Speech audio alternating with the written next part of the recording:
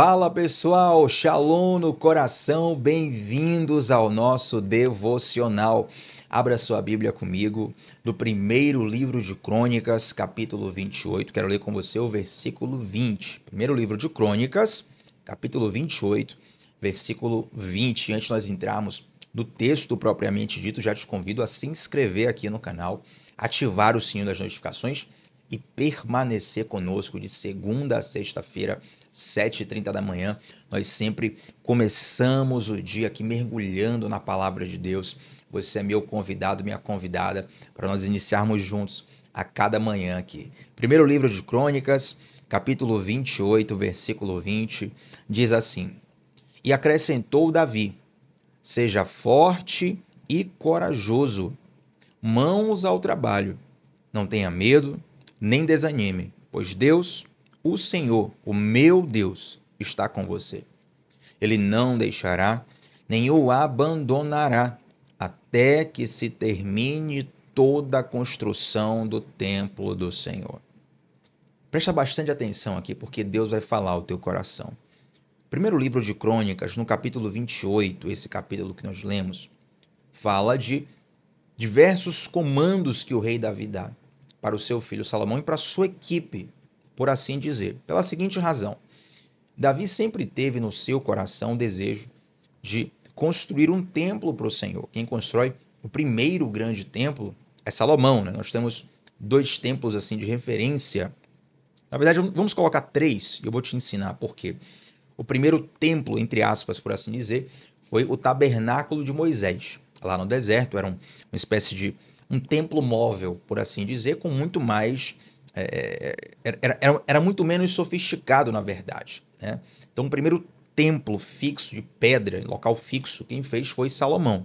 O segundo templo é aquele chamado templo de Zorobabel, que inclusive tem a ver com a história de Neemias, que nós falamos recentemente aqui numa série tão preciosa. E o terceiro templo ainda não foi construído, inclusive tem muito a ver com a volta de Jesus. Já existem planos lá em Israel, toda uma organização, um aparato que está sendo preparado para a reconstrução do templo, ou o levantar do terceiro templo de Israel. E esse terceiro templo, há quem diga que é o anticristo que irá se assentar, e há quem diga que vai ser o trono de Jesus, vai definitivamente se assentar. Tiago, você acredita em quê? Calma, não vou te revelar agora. Mas, dadas as diversas linhas escatológicas, a verdade é que a grande maioria delas enxerga a construção do terceiro templo ou a reconstrução desse templo como um sinal da volta de Cristo ou um sinal do final dos tempos. Fica aí a curiosidade para você. Então, o primeiro templo, Davi, o rei Davi, ele queria erguer. Mas quando ele vai erguer esse templo, a palavra de Deus diz nesse capítulo aqui, 1 Crônicas 28, que Deus impede Davi de construir o templo porque Davi tinha muito sangue nas suas mãos. Davi era um homem de guerra. Deixa eu até me lembrar o versículo que está aqui, gente. Não havia marcado antes. Aqui, ó, versículo 2 e 3. O rei Davi, 1 Crônicas 28, mesmo capítulo que nós lemos.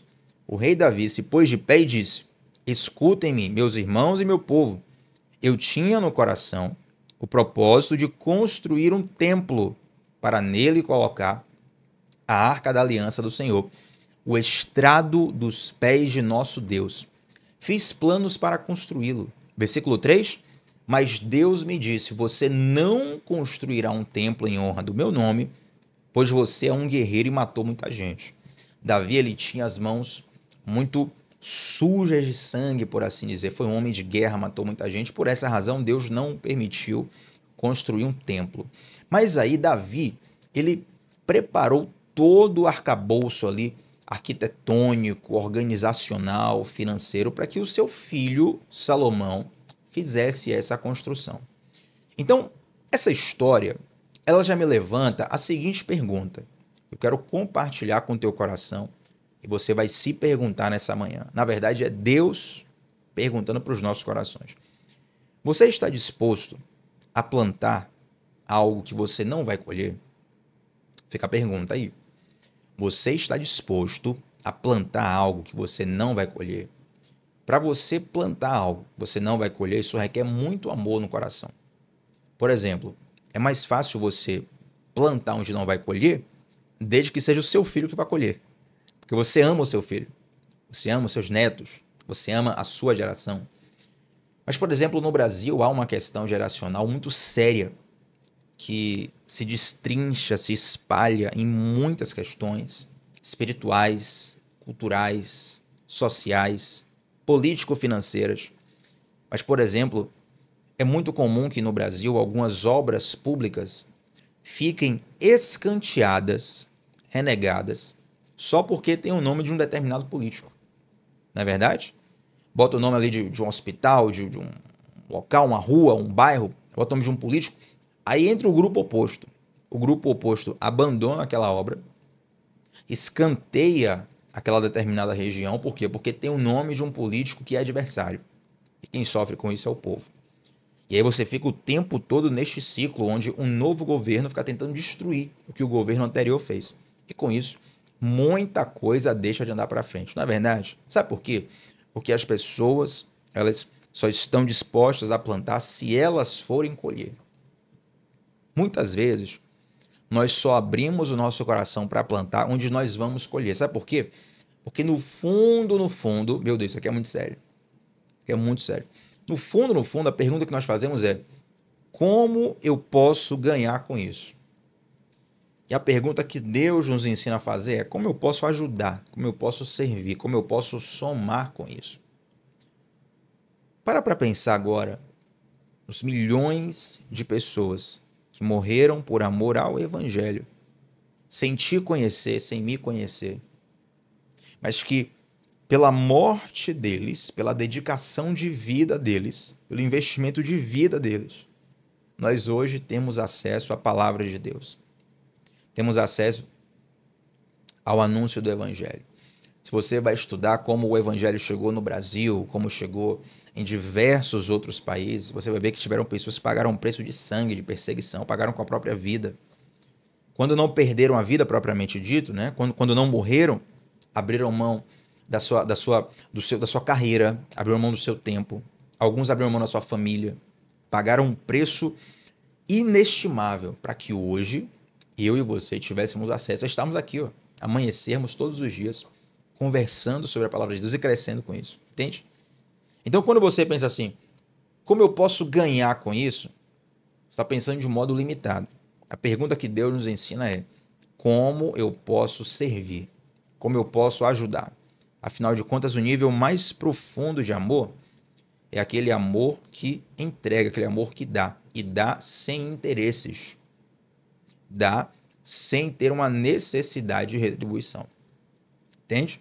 Quanto mais você ama alguém, menos interesse você tem no investimento que você faz naquela pessoa. Quando eu digo interesse, gente, é interesse egoísta, por assim dizer, né? Então, exemplo de pais e filhos podem ser os maiores exemplos que existem. Que um pai ele investe na vida do filho, ele tem um interesse, claro, que o filho cresça na vida, que o filho seja protegido, que o filho, enfim, tenha uma boa jornada de vida, mas ele não está interessado em lucrar com o filho. Pode ser até que tenha um pai ou outro aí, alguma situação que você vê que o pai está explorando ali a imagem do filho, ou está explorando aquela situação para poder crescer em cima do filho. Tem até situações famosas aí que surgiram recentemente sobre isso. Mas o amor verdadeiro ele te leva a somar sem interesses. Então a pergunta não é como eu posso ganhar, sabe por quê? Porque quando você entende o que você já ganhou, meu amado, minha amada, quando você entende o que Deus já te deu, se é teu primeiro dia aqui, eu te convido a você visitar o devocional de ontem, onde nós falamos sobre a graça de nosso Senhor Jesus. A graça de Deus, num primeiro momento, ela nos favorece. Recebemos um favor imerecido.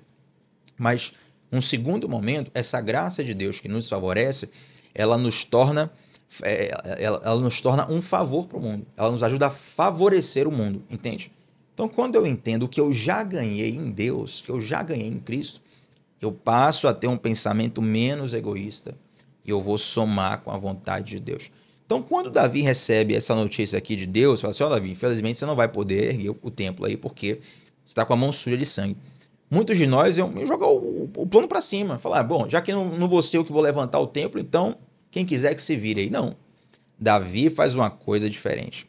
Davi, ele ajuda como ele pode. Ele faz todo o planejamento ali estratégico, todo o planejamento financeiro, todo o planejamento arquitetônico. Você vai ver durante o capítulo de 1 Crônicas 28, que tem coisas ali, olha, faça a sala desse jeito, use tal material, faça isso. Aquilo que Davi disse que é conforme Deus colocou no seu coração. E ele vai ajudando como ele pode. Meu irmão, pode ter certeza. Deus vai ficar muito feliz se você ajudar como você puder. Ninguém sabe fazer tudo, gente. Ninguém pode fazer tudo. Mas faça o que você pode. Quando você faz o que você pode, você faz a sua parte, através dessa simplicidade, desse natural, o sobrenatural é liberado. Entende? Faça o que você pode. O sobrenatural vai ser liberado sobre a sua vida. Tenha certeza disso. E aí no versículo 20, que já é o final do capítulo, já é uma fala de Davi para o próprio Salomão. Versículo 19, só para te contextualizar, olha o que Davi diz. Foi-me dado por escrito pela mão do Senhor tudo isso. E ele me deu entendimento para executar todos esses projetos. E acrescentou, aí vem o versículo 20. Primeira coisa, seja forte e corajoso. Essa é uma das frases mais conhecidas da Bíblia, normalmente por causa do texto que está lá em Josué, capítulo 1, versículo 9, onde Deus fala assim para Josué, né? Não te mandei eu? Seja forte e corajoso. Então, é uma frase de motivação de Deus para nós. A nossa jornada, ela sempre vai requerer que nós sejamos fortes e corajosos. Força e atitude no coração, coragem, valentia. É saber que existe um Deus que está com você, mesmo que a obra pareça grande. Já falei outras vezes aqui, quero repetir, provavelmente no futuro eu vou enfatizar isso de novo, porque precisamos lembrar constantemente ao nosso coração a seguinte questão. Quando Deus nos chama para uma obra, se é Deus mesmo que está te chamando, essa obra ela vai lhe soar muito grande. Vai lhe soar muito além do seu alcance, muito além da sua capacidade. E de fato, pela nossa própria força, nós não temos capacidade sozinhos de executar algo para o qual Deus nos chamou. Mas quando Deus nos chama, Ele nos garante. Então, eu não sei em qual projeto você está agora diante dele, qual sonho você tem na sua frente, qual meta você tem na sua frente. Você se sente pequeno, pequena, incapaz. E Deus está aqui agora te dizendo, seja forte e corajoso. Seja forte e corajosa. Vai adiante. Quando Deus está no negócio, irmão, postei eu fiz um post lá no meu Instagram, eu coloquei assim, foi um carrossel, né? E aí no último card eu coloquei assim, se Deus não for, não vá. Eu coloquei, se Deus não for, não vá que é barril. E talvez você de fora da Bahia não tenha o significado cultural dessa palavra. Não vá que é barril. É basicamente assim dizer assim, não vá que é furada, é esparro, vai dar ruim, é uma cilada. Então, aqui na Bahia a gente traz essa aplicação, né? Se bem que aqui na Bahia, rapaz, barril pode ser bom, pode ser ruim. Nesse caso aqui é algo ruim. Então, se Deus não for, não vá que é barril. Agora, meu irmão, quando Deus está no negócio, não importa o tamanho do teu projeto, não importa o tamanho do teu gigante, não importa o tamanho da tua luta, se Deus está contigo, pode ir. Seja forte, seja corajoso. Se você tem o sim de Deus, vai adiante, porque as coisas vão dar certo. Você crê nisso, você recebe isso. E aí Davi continua dizendo, seja forte e corajoso, mãos ao trabalho. Estou lendo aqui na versão NVI. A sua versão pode ter um termo diferente, mas na NVI tem assim, mãos ao trabalho. É um chamado de Davi. Ouça uma coisa. Não é o fato de que Deus está no negócio, que isso não vai requerer de você um esforço. Entende? Mesmo que Deus esteja à frente, mesmo que Deus esteja te chamando, vai requerer de você um nível de entrega, um nível de esforço. Poderia te dar aqui, gente, trilhões de exemplos sobre isso. Vamos pegar o exemplo de um homem modesto, um homem que não foi conhecido, que contribuiu com pouquinha coisa assim na história só, pouquinha coisa, o apóstolo Paulo. O cara que escreveu mais de 10 livros do Novo Testamento. Talvez, abaixo de Jesus no Novo Testamento, a pessoa que mais contribuiu para a ética cristã, para o entendimento das coisas espirituais, foi o apóstolo Paulo. Talvez, pensamento pessoal aqui. O apóstolo Paulo foi chamado por Deus, sim ou não? Claro que foi. Foi capacitado por Deus, sim ou não? Claro que foi.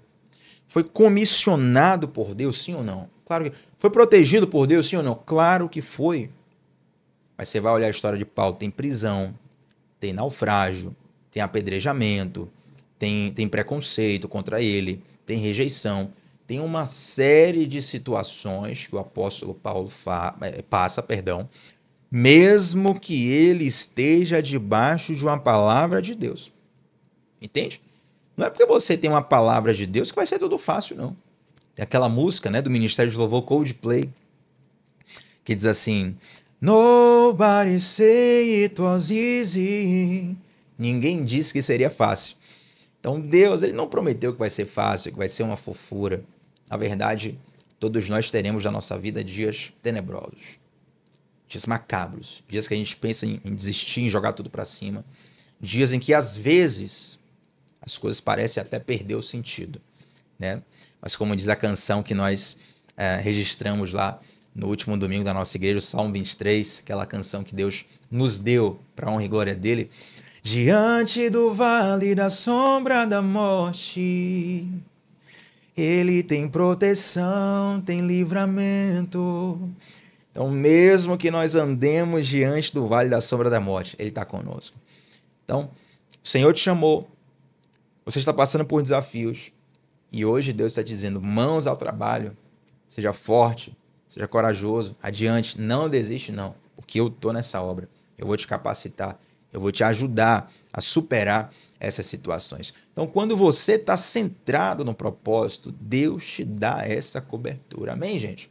E aí o versículo 20 termina dizendo: ele não o deixará, nem o abandonará, até que se termine toda a construção do templo do Senhor.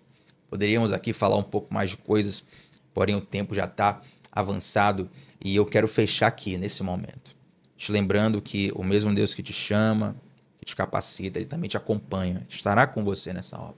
Ele está com você exatamente aqui, agora, exatamente onde você está. Talvez você não esperava hoje abrir essa transmissão aqui e receber essa palavra, né? De vez em quando aqui a gente faz algumas séries, você já sabe qual vai ser o tema da transmissão, mas hoje é um dia, como muitos outros, onde você abre a transmissão aqui sem saber qual a palavra que vem. E Deus te trouxe aqui para ouvir isso, para dizer que ele está contigo, para dizer que ele está te acompanhando, que ele está te guardando, está te livrando de todo mal. Talvez algumas coisas aí na tua vida, no teu coração, precisem ser ajustadas. Tiago, Deus está comigo, então ele está me aprovando? Nem sempre.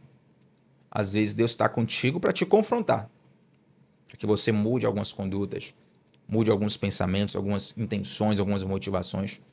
Porém, é melhor ter esse Deus que corrige a quem ama do que nós sermos abandonados à nossa própria sorte. Você recebe essa palavra hoje, em nome de Jesus? Eu quero orar com você, nós fecharmos esse devocional. Amém? Senhor Deus, muito obrigado, Pai, por essa palavra. Eu oro para que ela entre em nossos corações com profundidade. A própria Bíblia nos diz que a tua palavra ela vai na divisão da alma e do espírito, ela vai mais profundo do que qualquer pessoa pode ir, do que qualquer artimanha humana pode ir, do que qualquer estratégia humana pode ir. A tua palavra vai mais profundo. Eu quero te pedir, Deus, para que essa mensagem fale profundamente com quem tem que falar e cause o efeito que ela pode causar. Eu te agradeço porque o Senhor está conosco, nos chamando, nos capacitando, nos acompanhando, nos garantindo. E eu te louvo. Em nome de Jesus. Amém. Gente, like nesse vídeo. O seu like é muito importante para essa transmissão chegar para mais pessoas. E deixa aqui um comentário sobre como Deus falou contigo nesse devocional. Qual foi a parte que mais entrou profundamente no teu coração? Coloca aqui. Teu comentário é importante e eu sempre faço questão de responder a todos os comentários. Não deixo nenhum sem resposta e sempre me alegro com os feedbacks que recebo. Tamo junto. Segunda a sexta, 7h30 da manhã, sempre começando o dia mergulhando na palavra de Deus. Shalom no coração, gente. Até a próxima. Tchau, tchau.